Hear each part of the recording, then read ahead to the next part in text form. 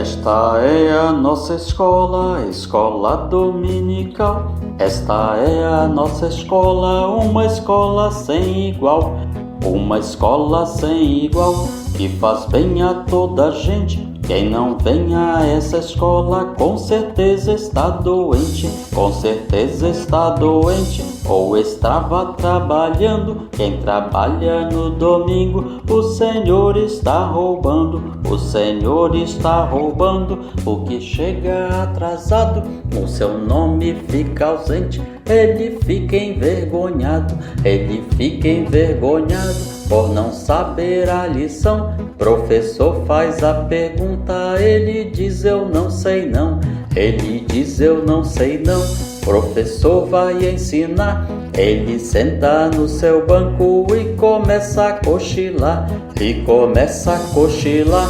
E não ouve o relatório, com certeza ele pensa que essa escola é um dormitório. Vamos, pois, meus irmãos, viver como bons cristãos, combater a negligência e plantar consagração.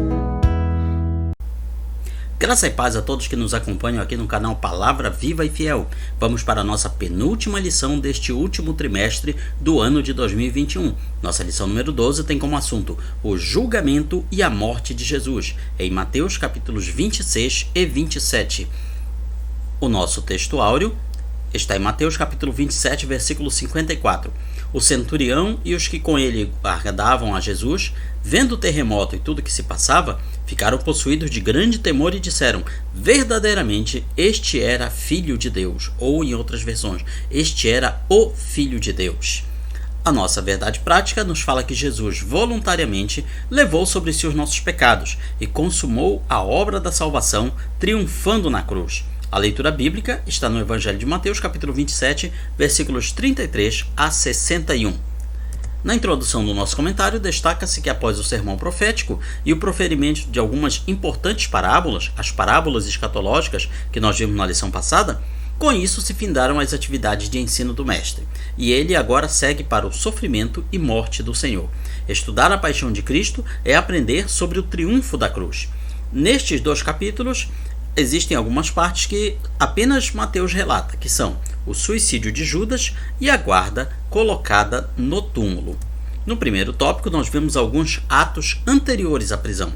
O primeiro deles foi a unção de Jesus por Maria Madalena, por Maria, irmã de Marta. No caso, as duas de Lázaro. Então, nós vemos que essa unção aconteceu onde? Em uma espécie de jantar ou banquete, na casa de Simão, o leproso, segundo algumas traduções. Agora, em outras traduções aparece Simão, o artesão, porque em hebraico, em grego, a palavra utilizada para leproso ela é muito semelhante à de artesão. De qualquer forma, um homem chamado Simão estava oferecendo um jantar para Jesus e seus discípulos. E então, nessa ocasião, se aproxima uma mulher com um vaso de alabastro, com um unguento, com um perfume de grande valor, que foi derramado sobre Jesus quando ele estava sentado à mesa. Esse ato, ele representa a unção, já preparando o corpo de Jesus para o seu túmulo, para o seu sepultamento. Jesus reconhece isso e destaca a fidelidade da pessoa que faz, Maria, irmã de Lázaro.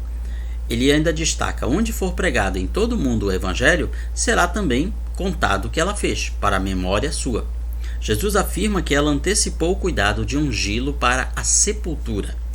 Portanto, este ato, ele chama a atenção dos discípulos de Jesus, porque Jesus já tinha se referido outras vezes sobre a sua paixão, seu sofrimento, sua morte e sua ressurreição, mas aqui ele destaca de maneira mais intensa. Isso acontece mais ou menos uma semana antes da crucificação e morte de Jesus. Após isso, Judas Iscariotes se reúne com os principais sacerdotes e trama toda a artimanha, a estratégia para entregar Jesus. Isso porque Eles queriam prender Jesus sem chamar a atenção do povo, de uma maneira discreta, porque o povo tinha Jesus em grande consideração. Portanto, eles estavam articulando uma forma de prender Jesus sem causar rebelião, sem causar tumulto. Isso é dito com todas as letras no versículo 5 do capítulo 26 de Mateus.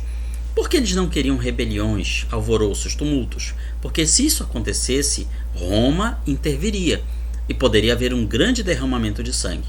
Então, eles estavam articulando uma forma de tirar Jesus do cenário sem causar a rebelião popular. E pelos seus serviços, Judas receberia 30 moedas de prata, o preço de um escravo.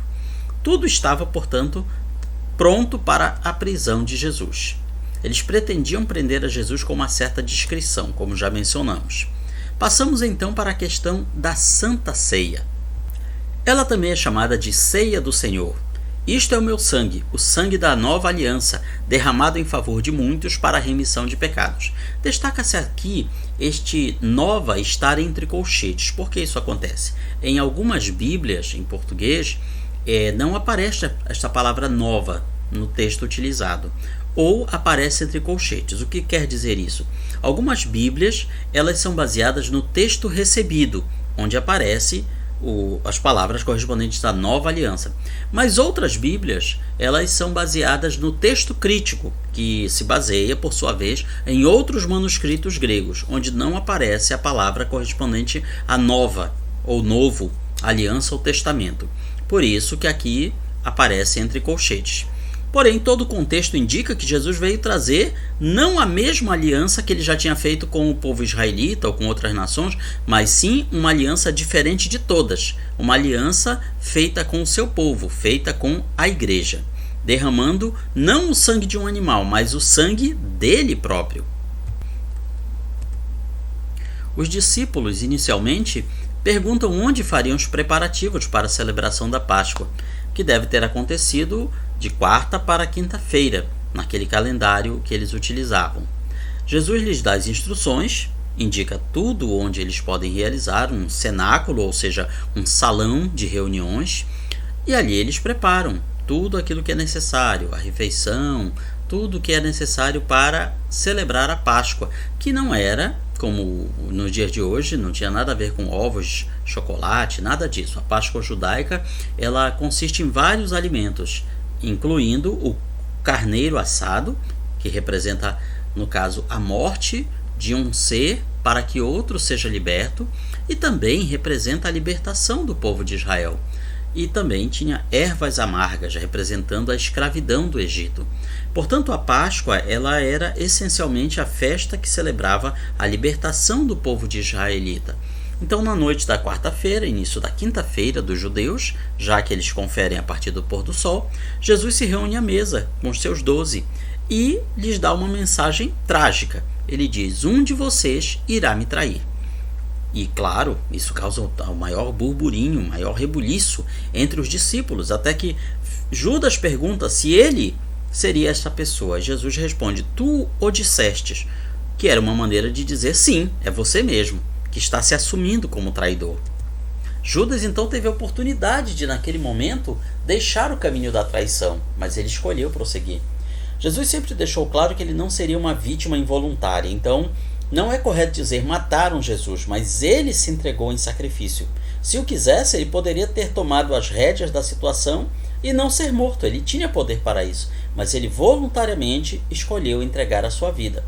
Portanto, depois de toda o jantar da Santa Ceia, ou da Páscoa judaica, ele institui a ceia. Pão e vinho foram os elementos utilizados para representar o seu corpo e o seu sangue. É bom destacar que o pão e o vinho, eles faziam parte do jantar da Páscoa judaica. Havia 4 cálices que eram tomados durante a celebração da Páscoa, representando a libertação do povo de Israel, representando a redenção, representando a santificação, representando o Messias e representando o reino de Deus no futuro. E foi justamente este cálice que Jesus utiliza para distribuir aos seus discípulos. É interessante destacar esse ponto: Jesus não tomou deste cálice. Ele oferece o pão, oferece o vinho, que era o 4º cálice. Porque este cálice, ele não participou. Ele informa: eu não beberei do fruto da vide mais, até que tome convosco, até que beba convosco no reino de Deus. Então o cálice do reino ele não bebeu e disse: no futuro, no reino de Deus, eu estarei tomando com vocês este cálice. Esse é o significado deste cálice.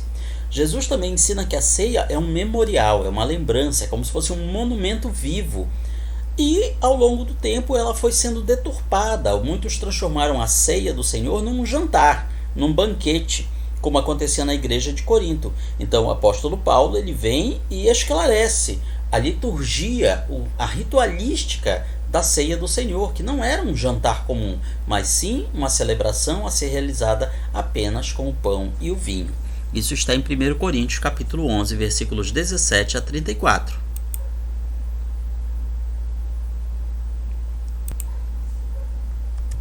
Prosseguindo, nós temos que a primeira aliança, que foi feita no caso com o povo de Israel, lá no Egito, no livro de Êxodo é relatado isso, foi estabelecida com sangue de animais sacrificados. Já a nova aliança foi realizada com o sangue não de um animal, mas de um ser humano. Um ser humano diferente de todos que já existiam, um ser humano perfeito, um ser humano inocente no mais completo sentido da palavra. Portanto, a Santa Ceia é a celebração presente pelo que foi feito no passado na cruz, apontando para o futuro, ou seja, a vinda de Cristo. Porque a vinda de Cristo trará o reino de Deus na sua plenitude. Deus habitará com os homens na sua plenitude e todo pecado e maldade deixarão de existir nesta criação. Portanto, a Santa Ceia, ela lembra o sacrifício de Cristo e aponta para o reino de Deus futuro a ser estabelecido entre os homens. A seguir, terminado toda a ritualística da Páscoa judaica, Jesus vai para o Getsêmani com os seus discípulos. Era um jardim onde sempre eles costumavam ir, que fica nos arredores de Jerusalém, fora da cidade. Até hoje aí existe com oliveiras milenares. Getsêmani, portanto, é o lugar onde, naquelas altas horas da noite, Jesus vai orar junto com seus discípulos. Porém, os seus discípulos adormecem e Jesus fica orando sozinho. Jesus avisa que naquela noite os discípulos se escandalizariam dele e se espalhariam, se dispersariam, mas ele ressuscitaria e os encontraria depois na Galileia. Pedro não aceita isso e diz que nunca deixará Jesus, mas tem como resposta o triste vaticínio de que ele também iria negar Jesus 3 vezes antes que o galo cantasse. Então, para o Getsêmani, Jesus não vai com todos os discípulos, mas apenas os mais íntimos, Pedro, Tiago e João. Esse jardim, como falamos, existe até hoje, localizado na descida do Monte das Oliveiras, onde até hoje existem oliveiras milenares.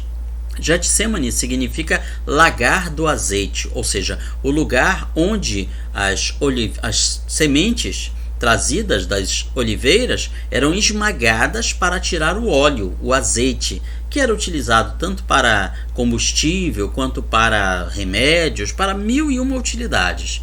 O Getsêmani, portanto, ele significava isso, o lugar onde os frutos das oliveiras eram esmagados, geralmente debaixo de pedras muito pesadas, para que eles liberassem o seu óleo, o seu azeite.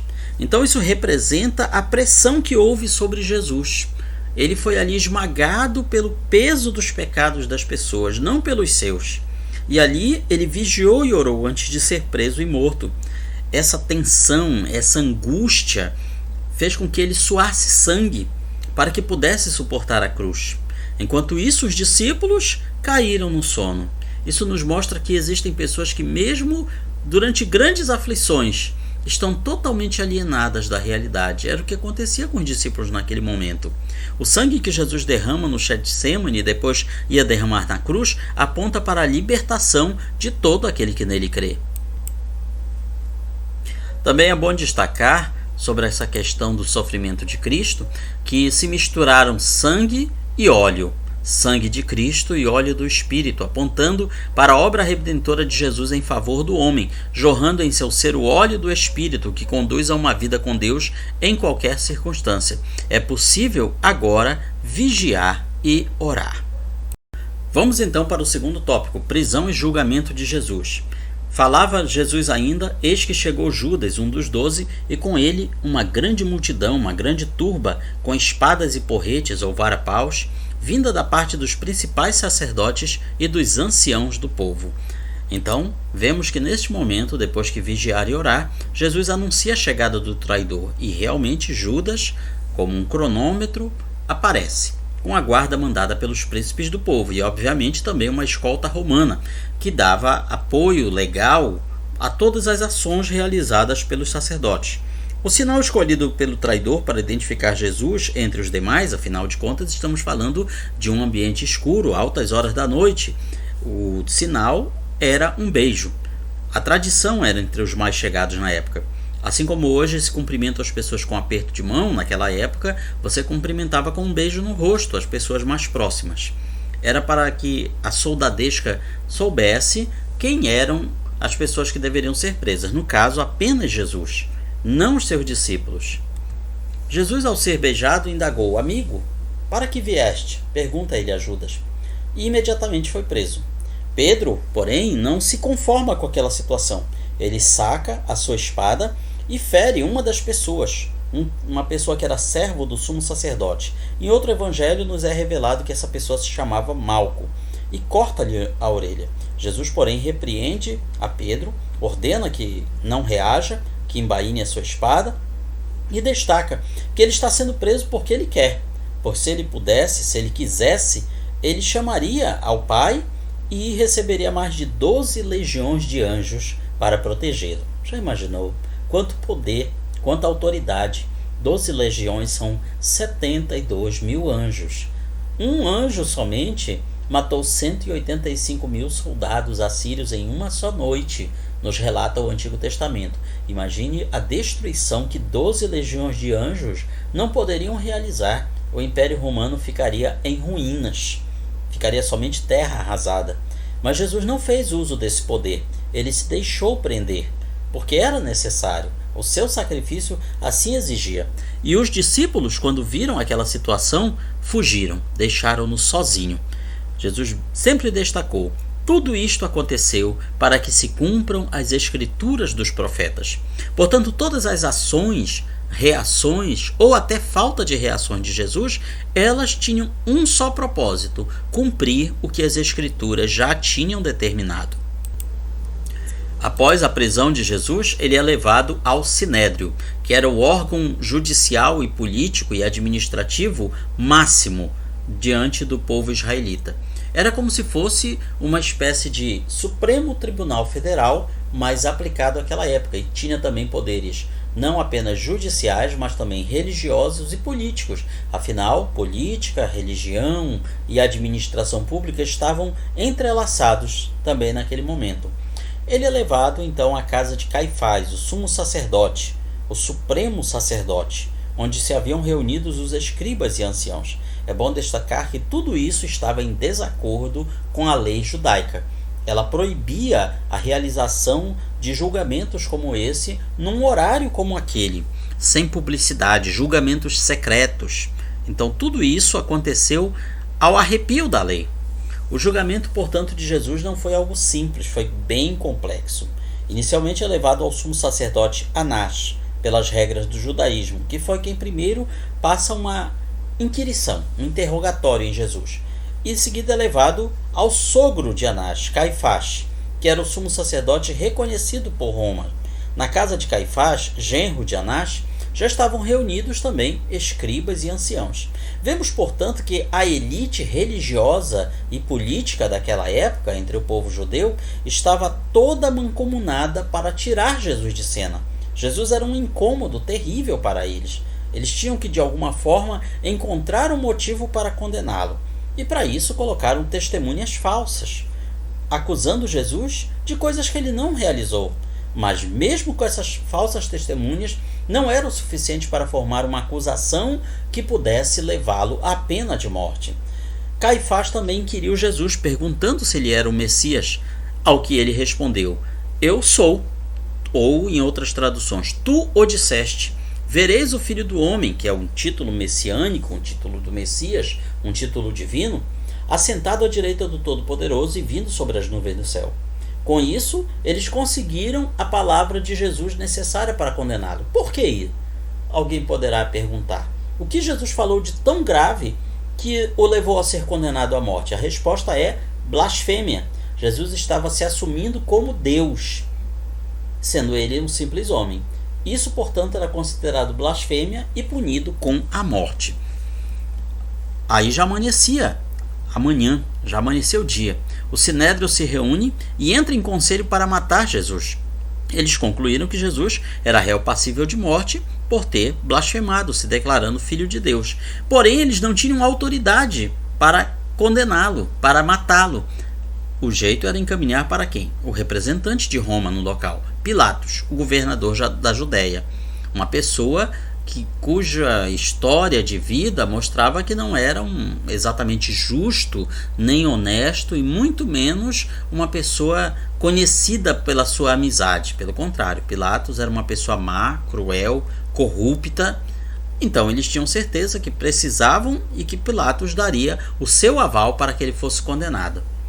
Mateus interrompe a narrativa a fim de relatar um episódio, o suicídio de Judas.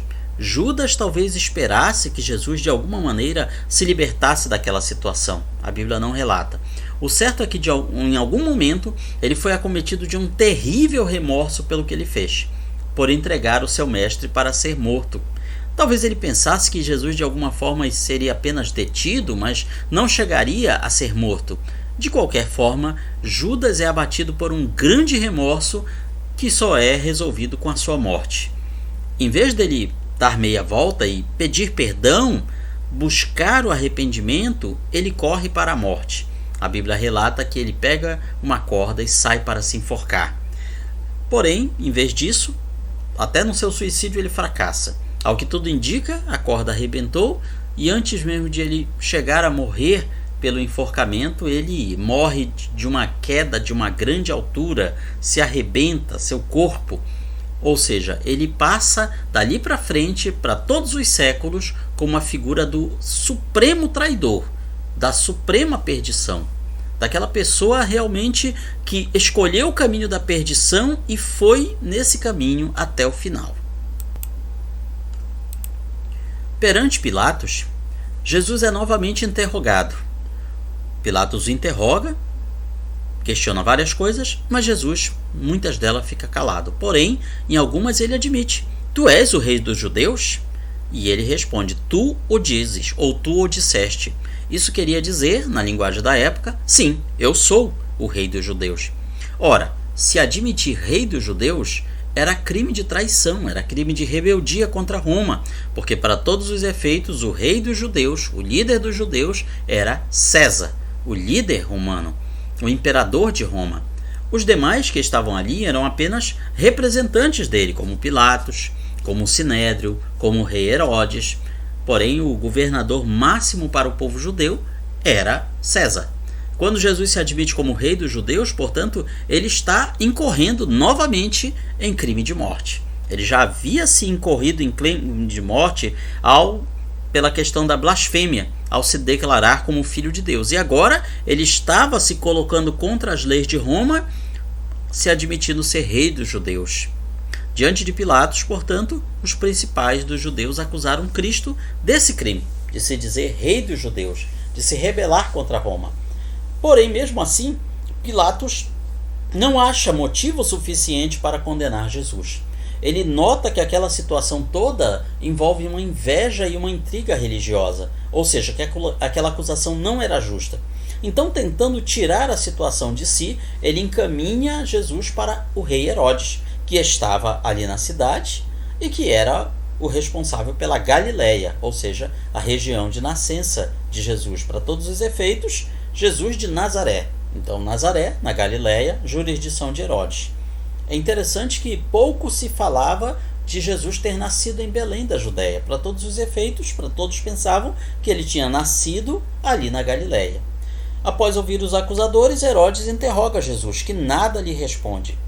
Jesus não apenas deixa de responder a Herodes, quanto também não atende os seus pedidos para que ele realize um milagre, um sinal. Herodes queria o espetáculo, queria de alguma forma confirmar o que tinham falado dele falado de Jesus a ele, que Jesus era um grande profeta, que realizava milagres, ressuscitava mortos. Jesus não lhe dá satisfação.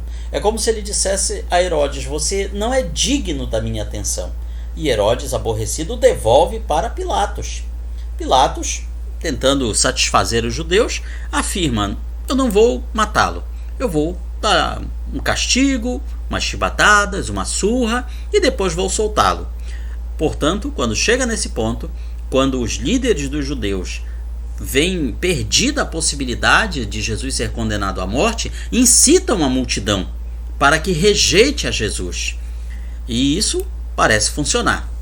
Essa pressão do povo em cima de Pilatos, essa ameaça dele, da população, liderada pelos sacerdotes, de entregar Pilatos ao imperador. Dizer: você não está julgando com retidão. César vai saber disso, Roma vai saber disso, e você vai ficar em má situação. Então ele resolve aproveitar-se da tradição de soltar um preso por ocasião da Páscoa, uma tradição daquela época. Ao mesmo tempo, sua esposa lhe manda um recado dizendo que teve um pesadelo, um sonho ruim naquela noite, envolvendo aquele homem.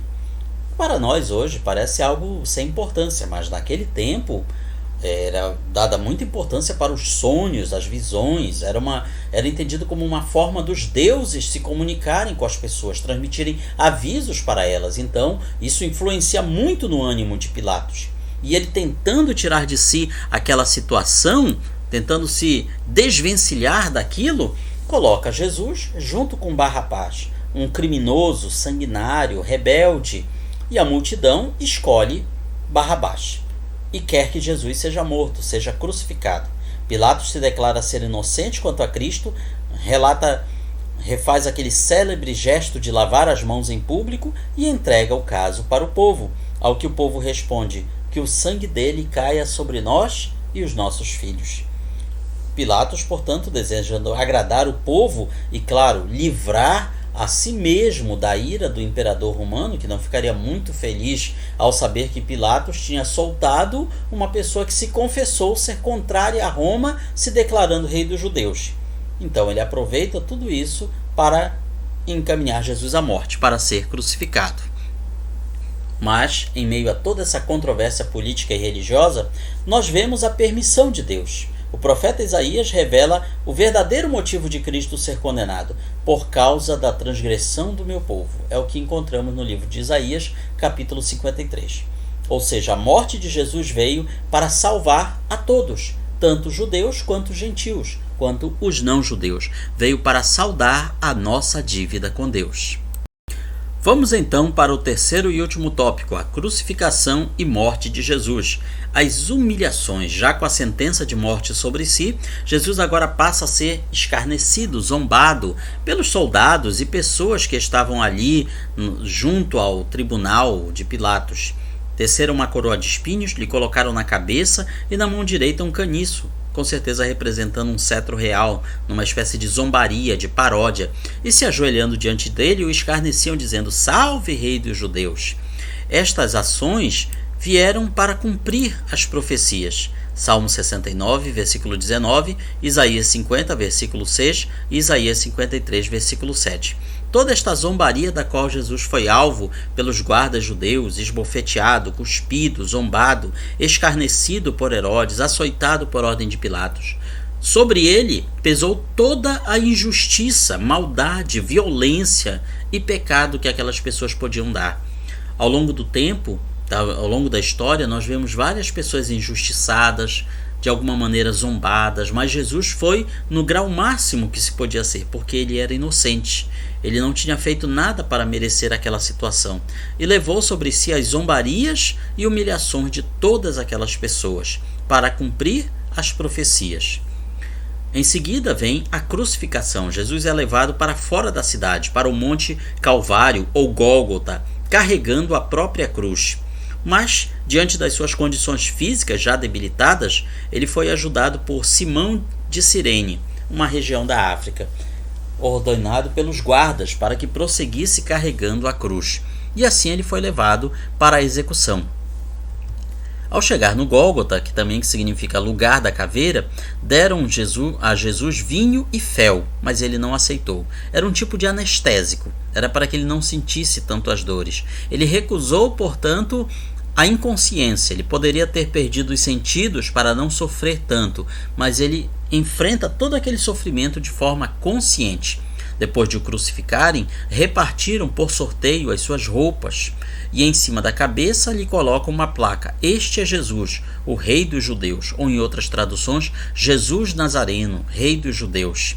É interessante que chega um momento que os líderes dos sacerdotes chegam a Pilatos, que tinha sido responsável pela placa, e pedem: não coloque isso nessa placa, coloque o que ele disse, "Eu sou o Rei dos Judeus".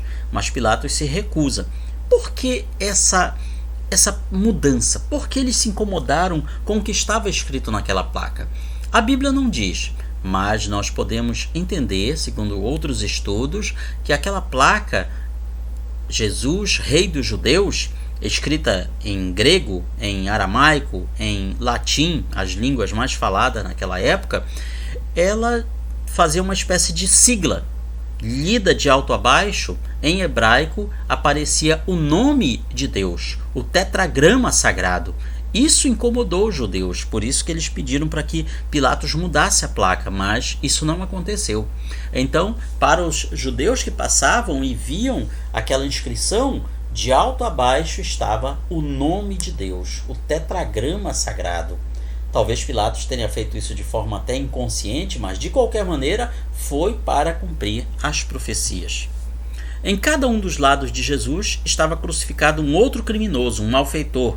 Ele foi contado com os malfeitores, foi conferido com os malfeitores. Além disso, ficou ali exposto à humilhação, à zombaria da multidão, como era costume naquela época. As pessoas crucificadas, muitas vezes, elas eram ali deixadas por horas ou até dias até que morressem. E durante esse tempo elas ficavam expostas à fúria das pessoas, ao escarnecimento das pessoas. No caso de Jesus, os principais sacerdotes desafiavam para que ele se salvasse, para que ele descesse da cruz, para que Deus o livrasse. Ele não dizia que era filho de Deus? E assim também os ladrões crucificados ao seu lado o xingavam. Alguém poderá perguntar: mas e aquele ladrão que se arrependeu? Isso é relatado em outro dos evangelhos. Mateus relata como se os dois ladrões não se arrependessem, como se os dois xingassem a Jesus. É bem possível que um deles tenha começado assim, mas depois mudou de ideia, se arrependeu, reconheceu que Jesus não era um criminoso como eles, mas um rei digno, um rei inocente, que não tinha por que estar naquela situação. O profeta Isaías é quem registra esse momento. Foi contado com os transgressores, ou foi conferido com os malfeitores, com os bandidos. Contudo, levou sobre si o pecado de muitos, e pelos transgressores intercedeu, ou intercede em algumas versões, o que mantém o sentido do texto. Por fim, nós vemos a morte de Jesus. Alguém poderia dizer: mas Jesus não era Deus? Deus não morre. É verdade, Deus não morre, mas o homem morre. Por isso que Deus se fez homem, para poder passar pelo processo de morte. Passou pelo processo de nascimento, de geração, de crescimento e agora pelo processo da morte. E isso foi visto pelo centurião, ou seja, o guarda romano, que comandava 100 soldados, que estava ali comandando aquela execução. A morte de Jesus, portanto, lança temor sobre todos os que a assistiam. A crucificação começou por volta das 9 horas da manhã. De meio-dia às 3 da tarde, houve trevas sobre a terra. A terra se escureceu, o sol se escureceu. Após esse horário, Jesus dá o seu último suspiro, o seu último brado: Deus meu, por que me desamparaste? Ele estava separado do Pai naquele momento, por causa dos pecados dos outros, não por causa dos pecados dele. Entender esse episódio nos leva a refletir sobre Adão e Eva, que foram separados de Deus por causa dos seus pecados. E assim como todo ser humano está separado de Deus pelos seus pecados, somente através de Cristo podemos nos reaproximar do Pai. Porém, Jesus não tinha pecado, ele foi separado de Deus, do Pai, pelos nossos pecados, pelos pecados de toda a humanidade. O sangue de Cristo atraiu para si todo o veneno, ou seja, todo o pecado da serpente. Daquela serpente lá do Éden, ela lançou esse pecado, esse veneno sobre toda a humanidade. E no sangue de Jesus, o pecado foi cancelado. O pecado pode ser vencido. Na cruz que o ser humano Cristo morreu sem pecado. O pecado foi aniquilado no sangue de Cristo. Alguém poderá ler isso em Hebreus 9:26 e pensar, bom, então não existe mais pecado. Não é assim. A palavra ali, aniquilado, em Hebreus 9:26, não significa deixar de existir, mas significa enfraquecer, tornar inoperante, derrotar. Então, o que a carta aos Hebreus está nos dizendo é que, embora o pecado ainda exista, mas ele já não tem mais a mesma força que antes. Agora é possível vencer o pecado, é possível ter uma vida santa, uma vida pura, que antes não era possível, porque o pecado estava ainda com toda a sua força. Todo aquele que crê é purificado e livre do veneno do diabo, que é o pecado. O sangue de Jesus Cristo nos purifica de todo pecado. Escreve 1 João 1, versículo 7. Antes de dar o seu último brado, está consumado, ou está cumprido, ou literalmente está pago. Está tudo pago. Mas antes disso, Jesus clama com grande voz e entrega o seu espírito. A morte de Jesus faz a própria natureza se estremecer. A terra treme, quebram-se as rochas, os sepulcros se abrem, pessoas ressuscitam e o véu do templo, o véu do santuário judaico, o véu de grande espessura e peso que separava o lugar santo do lugar santíssimo, se rasga de alto a baixo. É bom lembrar que este véu não era uma simples cortina, mas um véu feito de tecido fortíssimo, que nem mesmo a força humana ou mesmo cavalos amarrados nele poderiam rasgar.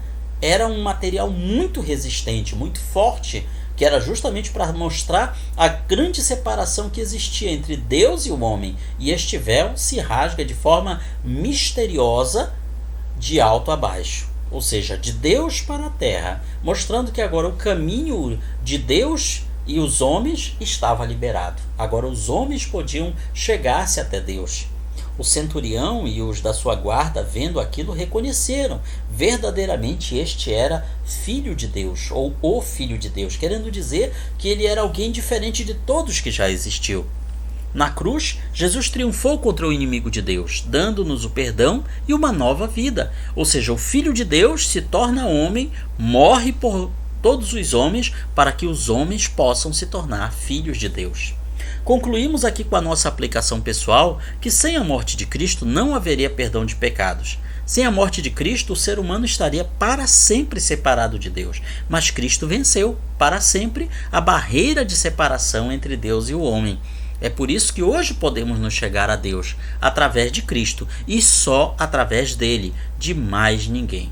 Este, portanto, é um breve resumo da nossa lição e na sua escola bíblica dominical você vai aprender muito mais. Deus abençoe a sua vida.